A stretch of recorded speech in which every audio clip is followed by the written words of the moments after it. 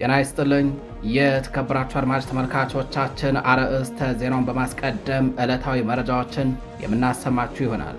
በጎንደር ወለላ ባህር ግንባር በተደረገ ተጋድሎ የፋኖ አርበኞች በቅንጅት በወሰዱት እርምጃም አንድ ዶሽቃን ጨምሮ ከ72 በላይ ክላሽንኮቭ መሳሪያ የማረኩበትን ድል መቀዳጀታቸው ተነገረም። በሰው ኃይል ረገድም የሬጅመንት ዘመቻ መሪውን ጨምሮ በርካታ የጦር መኮንኖች ሲገደሉ 61 የሰራዊቱ አባላት እጅ መስጠታቸው ተረጋግጧል። በተጋድሎ አንድ ባለመነጽር ዲሽቃን ጨምሮ 72 ክላሽንኮቭ መሳሪያ፣ 3 ብሬን፣ 2 ስናይፐር እንዲሁም ሙሉ ተተኳሽ የጫኑ ኤፍኤስአር እና ወታደራዊ ፓትሮል ተሽከርካሪዎች በፋኖ ቁጥጥር ስር መዋላቸው ታውቋል። መረጃውን በዝርዝር ታደምጡታላችሁ። በሌላኛው መረጃችን ከጋሸና ወደ ፍላቂት ገረገራ ሲጓዝ በነበረ የአገዛዙ ወታደራዊ ኃይል ላይ ፋኖ በፈጸመ የቆረጣና የደፈጣ እርምጃ በርካታ የአገዛዙ ወታደሮች መደምሰሳቸው ተነገረ። በዚህ ውጤታማ ኦፕሬሽን የጥላት ኃይል የፋኖችን ክንድ መቋቋም አቅቶት ሙትና ቁስለኛውን አዝረክርኮ የፈረጠጠ ሲሆን በርካታ የጦር መሳሪያም በፋኖ ቁጥጥር ስር መግባቱ ተነግሯል። መረጃውን በዝርዝር ታደምጡታላችሁ። በሌላኛው መረጃችን ከወለጋ አንገርጉትን እስከ ላስታ ተራሮች ስለ አማራ ሕዝብ የተከፈለ ክቡር ገድል፣ ስለ እናንሻ ሰይድ የተከፈለ መራር መስዋዕትነትም በመጨረሻም ባንዳች ጀግንነታዊ ፈገግታ ስለተቀበላት የመጨረሻው የጥይት እርሳስ ከ2013 ዓ.ም እስካሁን ትግል ደም እያዘራ በተደጋጋሚ እስከሚመታ ድረስ ከምሽጉ ንቅንቅ ሳይል ከጥላት ጋር ጉሮቦ ለጉሮቦ እንደተናነቀ ሞትን በጸጋ እስከተቀበለባት አይና ኢየሱስ ግንባር ድረስን በሚዳስስ የአንድ ጀግናን የትግል ታሪክን የምናሰማችሁ ይሆናል። ታደምጡታላችሁ።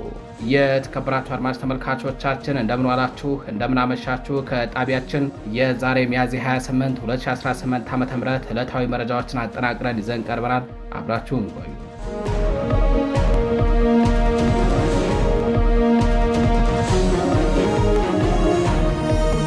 በቅድሚያም ወደ ግንባር መረጃችን እናልፋለን። በጎንደር ወለላ ባህር በተደረገ ተጋድሎ የፋኖ አርበኞች ዲሽቃን ጨምሮ 72 ክላሽንኮቭ መሳሪያ፣ 3 ብሬን፣ 2 ስናይፐር እንዲሁም 2 ተሽከርካሪ ሙሉ ተተኳሽና ሬሽን የማረኩበትን ተጋድሎ ማድረጋቸው ተነገረም። በውጊያው የሬጅመንት ዘመቻ መሪን ጨምሮ በርካታ የጦር መኮንኖች ሲገደሉ 61 የጥላት ወታደሮች እጅ ሰጥተዋል። በአማራ ፋኖ ብሔራዊ ንቅናቄ ጎንደር ጠቅላይ ግዛት በላይ ዘለቀ ዕዝ አሃዶች በጋራ በመቀናጀት በፈጸሙት መጠነ ሰፊ ማጥቃት በአገዛዙ ሰራዊት ላይ ደማቅ ድል ማስመዝገባቸው ታውቋል።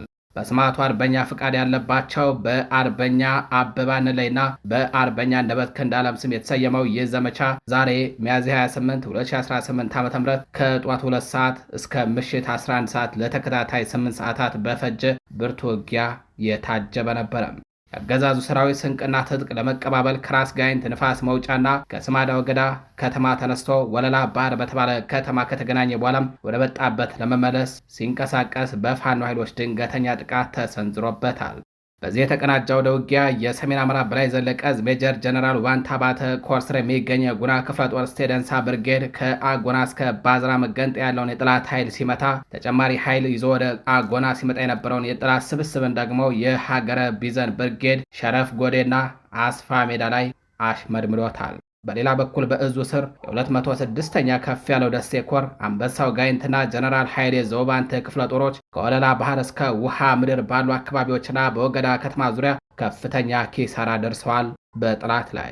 በኦፕሬሽኑ የተገኘ ወታደራዊ ስኬት እጅግ ከፍተኛ ሲሆን በአጠቃላይ 72 ክላሽንኮቭ መሳሪያ፣ 3 ብሬን፣ 2 ስናይፐርና 1 ባለመነጽር ዲሽቃ ከነሸንሸሉ በፋኖ ቁጥጥር ስር ውሏል። በተጨማሪም አንድ ሙሉ ተተኳሽ የጫነ ኤፍኤስአር አይሱዙ መኪናና 1 ፓትሮል ተሽከርካሪ ከነተተኳሹ በፋኖ እጅ ገብቷል። በሰው ኃይል ረገድ 61 በላይ የመከላከያ ሰራዊት አባላት የተማረኩ ሲሆን 30 የሚሆኑት ደግሞ መቁሰላቸው ታውቋል። በውጊያው አንድ ሙሉ ሬጅመንት የተደመሰሰ ሲሆን የሬጅመንት ዘመቻ መሪ፣ የዲሽቃ ተኳሽና የሻምበል መሪ መገደላቸውን የሜጀር ጀነራል ዋንታ ባተ ኮር አስታውቋል። ይህ ድል የአማራ ፋኖ አሸናፊነትን ዳግም ያስመሰከረና የአገዛዙን ሰራዊት አካላዊና ሞራላዊ ኪሳራን ያከናነበ ሆኖ ተመዝግቧል። በውጊያው በጥላት ላይ የደረሰው ዝርዝር መረጃ እንደተጠናቀቀም ተከታትለን ወደ እናንተ የምናደርሳችሁ ይሆናል። በሌላኛው መረጃችን ከጋሸና ወደ ፍላቂት ገረገራ ሲጓዝ በነበረ የአገዛዙ ወታደራዊ ኃይል ላይ ፋኖ በወሰደ ቆረጣና የደፈጣ ማጥቃት የጥላትን አከርካሪ ሰብሮ ድል ተቀዳጀም። የአማራ ፋኖ ብሔራዊ ንቅናቄ ወሎ ቤት አማራ ምኒልክ ዕዝ 303ኛ ግዙፉ አሳምነው ኮር 81ኛ ክፍለ ጦር ዛሬ ሚያዝያ 28 2018 ዓ.ም ከጋሸና ወደ ፍላቄት ሲንቀሳቀስ ከቁራን በሳ እስከ ሲሲ በሸፈነ የደፈጣ ጥቃት የጥላትን ኃይል አሽመድምዶ ድል ተቀዳጅቷል። የብልጽግና ሰራዊት በደረሰበት ደፈጣ ጥቃት ከባድ ኪሳራን ተከናንቦ ቀሪው ኃይል እግሬ አውጪ ብሎ ሙትና ቁስለኛውን አዝረክርኮ መፈርጠጡ ታውቋል። 81ኛ ክፍለ ጦር በአርበኛ ፋኖ ሙሉቀን ሞላ ፊት አውራሪነት የተመራ ውጤታማ ኦፕሬሽን ያደረገ ሲሆን በጥላት ላይ የደረሰ ሰብአዊና ቁሳዊ ኪሳራን በተመለከተም 10 የተደመሰሰ፣ 15 የቆሰለ፣ የተገኘ የጦር መሳሪያም 10 ክላሽ፣ 700 የብሬን ተተኳሽ፣ 850 የክላሽ ተተኳሽ፣ 10 የወገብ ትጥቅ፣ 8 ቦምብ፣ 13 ወታደራዊ ሻንጣ በፋኖ ቁጥጥር ስር ውሏል። የተከበራችሁ አድማጭ ተመልካቾቻችን ወደ ሌላኛው መረጃችን እናልፋለን። ከወለጋ አንገርጉትን እስከ ላስታ ተራሮች ስለ አማራ ሕዝብ የተከፈለ ክቡር ገድል፣ ስለ እናንሻ ሰይድ የተከፈለ መራር መስዋዕትነትም አዱኛው የሞላለት ወጣቱ ባለሀብት አርበኛ ተመስገን መለሰ ወገኔ ያለቀ ሀብት ለምኔ በሚል በዱር በገደሉ ሲዋደቅ ከርሞ በመጨረሻም ባንዳች ጀግንነታዊ ፈገግታ ስለተቀበላት የመጨረሻዋ የጥይት እርሳስ እንዲሁም ከ2013 ዓ.ም ጀምሮ እስካሁኑ ትግል ደም እያዘራ በተደጋጋሚ እስከሚመታ ድረስ ከምሽግ ንቅንቅ ሳይል ከጥላቱ ጋር አንገት ለአንገት ተናንቆ ሞትን በጸጋ እስከተቀበለባት የአይና ቡግና ግንባር ድረስ የተሰነደ አንድ ዝግጅት ወደ እናንተ የምናደርስ ይሆናል። አብራችሁን ቆዩ። ከወለጋ ሰላማዊ የትግል እንቅስቃሴ እስከ ላስታ አይና ቡግና ተራራዎች ትንቅንቅም ቆስሎ ደም እያዘራ የክላሹ ላንቃ የእሳት ሐረር መጥፋቱን ያላቆመ ጀግናም አርበኛ ተመስገን መለሰም ዛሬ የአማራ ሕዝብ ከመቼውም ጊዜ በላይ በህልውና ጦርነት ውስጥ ይገኛል። ይህ ጦርነት ሕዝባችን የታሪክና የማንነት ክብሩን አስጠብቆ እንዲቀጥል የሚደረግ የሞት ሽረት ትግል ነው። በዚህ የፈተና ወቅት የአማራ ወጣቶች የጠላትን ወረራ ለመመከትና የሕዝባቸውን ሰላም ለማስከበር ደረታቸውን ለጥይት አንገታቸውን ለሰይፍ ሰጥተው ከጠላት ጋር አንገት ለአንገት ተናንቀው እየተዋደቁ ነው። የአማራን ሕዝብ ህልውና አስጠብቆ እንደ ሕዝብ ለማቆምና ህልውናውን አስከብሮ የመኖር መብቱን ለማረጋገጥ እስካሁን ለተፈጸመበት ሁሉን አቀፍ ግፍና መከራ ፍትህ ርትዕ ለማስፈን ሀገርን ከውድመትና ከመፍረስ ለመታደግ በሚደረገው በዚህ ተጋድሎ አያሌ አማራዎች አንድያ ነፍሳቸውን፣ ውድ አካላቸውን፣ አበባማ ዕድሜያቸውን፣ እንቁን የጉልምስና ጊዜያቸውን እንዲሁም ሀብትና ንብረታቸውን የሚገብሩበት የታሪክ ምዕራፍ ነው። ስለ አማራ ሕዝብ ነፃ መውጣትና ህልውና መረጋገጥ፣ ስለ ሀገር አንድነት ሲሉ ውድ ሕይወታቸውን ወጣትነታቸውንና ዓለም ኑሯቸውን መስዋዕት ካደረጉ ቆራጥ ጀግኖች መካከል አንዱ አርበኛ ተመስገን መለሰ ነው። አዱኛው ሙሉ ጓዳው ነጥፎበት የማያውቀው ወጣቱ ባለሀብት አርበኛ ተመስገን ከሕዝቤ ነፃነት የሚበልጥ ምንም የለኝም በማለት ከ2013 ዓ.ም ጀምሮ እስከ መጨረሻዋ የሕይወት እስትንፋሱ ድረስ ተዋድቆ ክቡር መስዋዕትነትን ከተቀበለ ዛሬ ሚያዝያ 28 2018 ዓ.ም 80ኛ ቀኑ ነው። ይህን ታላቅ የሕዝብ ልጅና የከፈለውን መራር መስዋዕትነት እንዲህ እንዘክራለን። አርበኝነት ከራስ በላይ ለሕዝብ የመኖርና የመሞት ጥበብ ነው። አርበኝነት በቃላት ደርደራ የሚገለጽ ተራ ስም ሳይሆን በተግባር የሚፈተን የጽናትና የማንነት መለኪያ ነው። እውነተኛ አርበኛ ማለት ራሱን ቤተሰቡንና የሞላለትን ኑሮ ከሕዝብ ህልውና በታች አድርጎ የሚገዛም የግል ምቾቱን ለጋራ ነፃነት አሳልፎ የሚሰጥ ባለ ግምጃ ልብነት ነው። አርበኛ ለመባል ከፍ ያለ የህሊና ደረጃንና የማይታጠፍ የዓላማ ጽናትን ይጠይቃል። እነዚህን ሁሉ አሟልቶ የተገኘው አርበኛ ተመስገን መለሰ ትውልዱ የተመስገን መለሰ ዘር እያለ የሚፎክርበትን ድርብ ገድል የፈጸመም በወራሪዎች መቃብር ላይ የአማራን ሕዝብ ህልውና ምሰሶ እየተከለ የነበረም የእኛ ዘመን የነፃነት ሀብሪ ኮከብ ነው። አርበኛ ተመስገን መለሰ ያደገው በኦሮሚያ ክልል ሆሮ ጉድሩ ወለጋ ዞን አቤደንጎሮ ወረዳ ስር በአንዲት ቀበሌ ውስጥ ነው።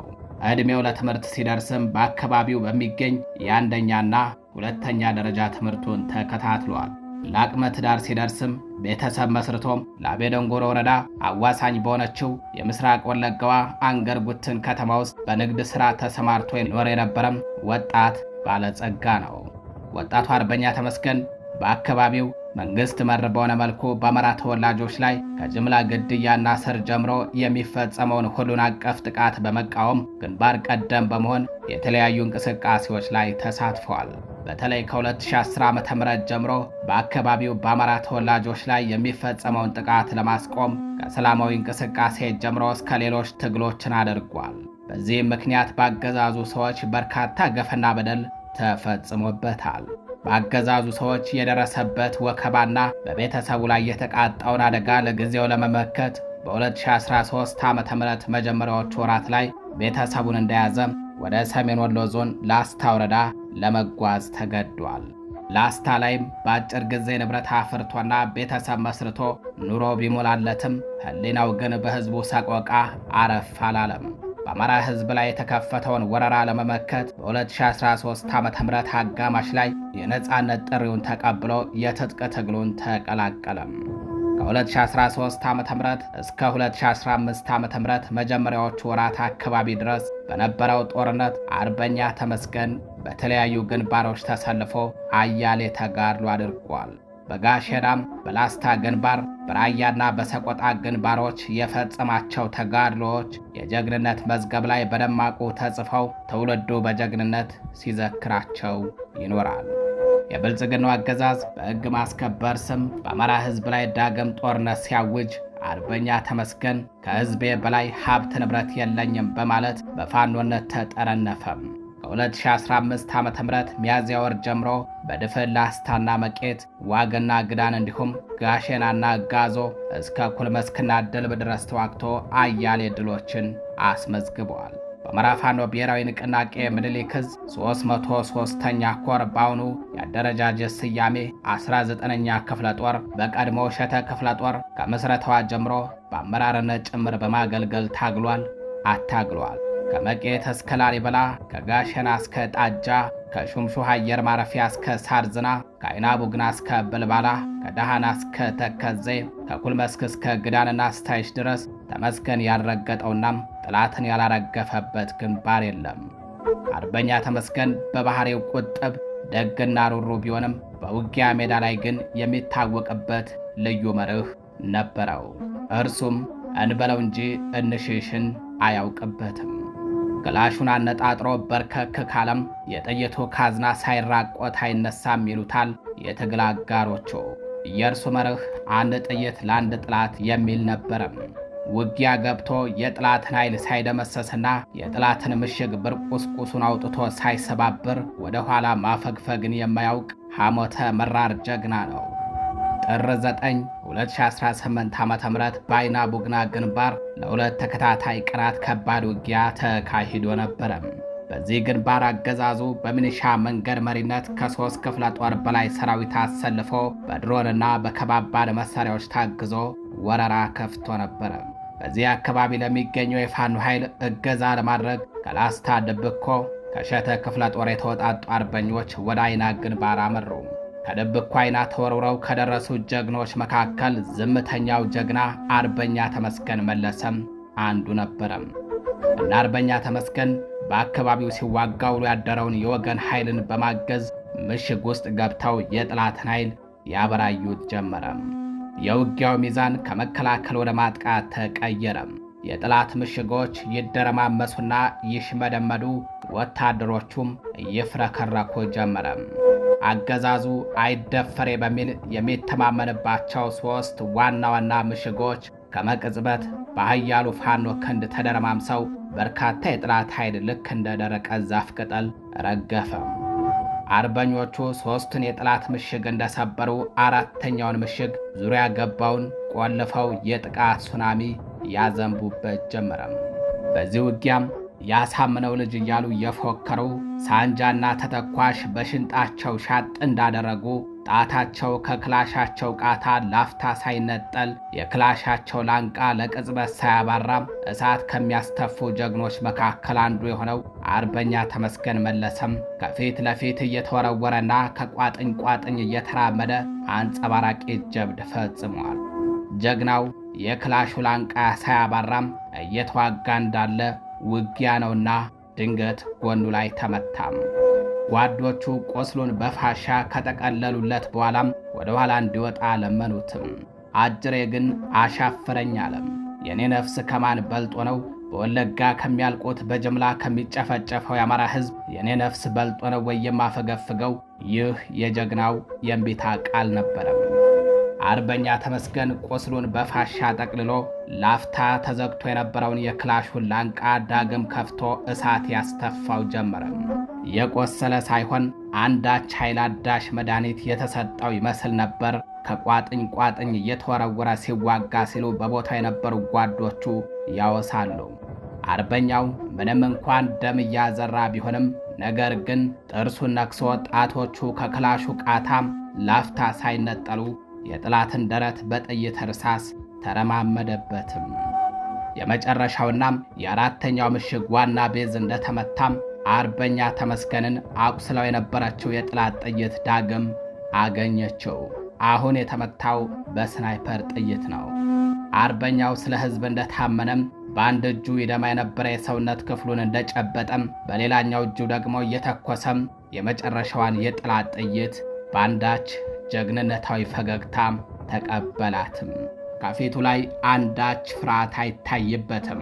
ወደ አማረበት ወደ ተደላደለ ኑሮ ትሄዳለህ የተባለ ይመስል ፈገግ እንዳለ በደስታ ተሞልቶ ለጓዶቹ መልእክት አስተላለፈም። አይዟችሁ፣ ድሉ የኛና የሕዝባችን ነው። ይህ ስለ ሕዝብ ሲል ደረቱን ለጦር ሰጥቶ ሲዋጋ ተመትቶ ደም ሲፈሰው ከነበረው አርበኛ ተመስገን የወጣች የመጨረሻዋ ቃል ናት። አርበኛው በአንዳች ጀግንነታዊ ወኔ ተሞልቶ ክቡር መሥዋዕትነትን ተቀበለም። ሀብት አልቸገረው፣ ቤቱ ጓዳው ትረፍረፍ፣ አዱኛው ሙሉ የሆነለት ጌታ ነው። ግን ይሄ ሁሉ ከነጻነትና ከወገን ህልውና በታች ስለሆነበት አንድያ ነፍሱን ሰጥቷል። አንድ ሰው ያለው ብቸኛ ውድ ሀብቱ ሕይወቱ ነው። ይህን ሕይወት ስለ ወገኔ ብሎ ለሞት አሳልፎ መስጠት ከስጦታዎች ሁሉ የላቀ ስጦታ ነው። ከጀግንነት ሁሉ ክቡዱ፣ ከባዱ፣ ታላቁ ጀግንነት ነው። ይህ ስለ ታላቁ የአማራ ሕዝብ የሚከፈል ክቡር መሥዋዕትነት ነው። ዛሬ ሚያዝያ 28 2018 ዓ.ም አርበኛው መሥዋዕትነትን ከተቀበለ 80ኛ ቀኑን ያስቆጠረበት ቀን ነው። ዛሬም በሱ ስም ከምሽግ ምሽግ እየተወረወሩ የጥላትን ኃይል የሚያበራዩ እልፍ ጀግኖችን ተክቶ ነው የሄደው። አርበኛ ተመስገን መለሰም። ክቡርና ዘላለማዊ ሞገስ ለትግሉ ሰማዕታትም።